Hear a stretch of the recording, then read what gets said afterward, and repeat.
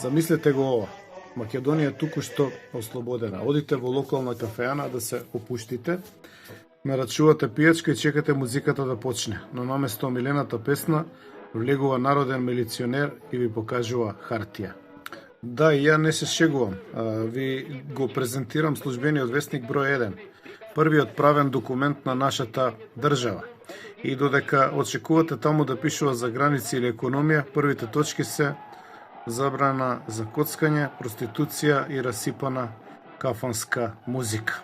Денеска ќе ви зборувам за тоа како Асном се обиде да го вооружи народниот морал. За мене се поставува прашањето зошто првата работа на нашата држава би била забраната за проституција или коцка. Одговорот е идеологијата. Комунизмот не сакаше само да ја ослободи територијата, туку и да го прочисти човекот.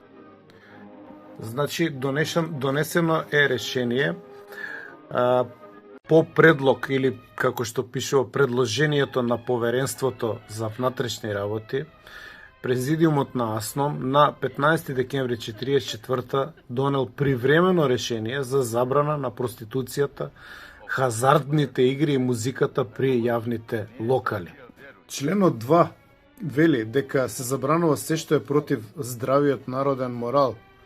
Но кој одлучува што е здраво?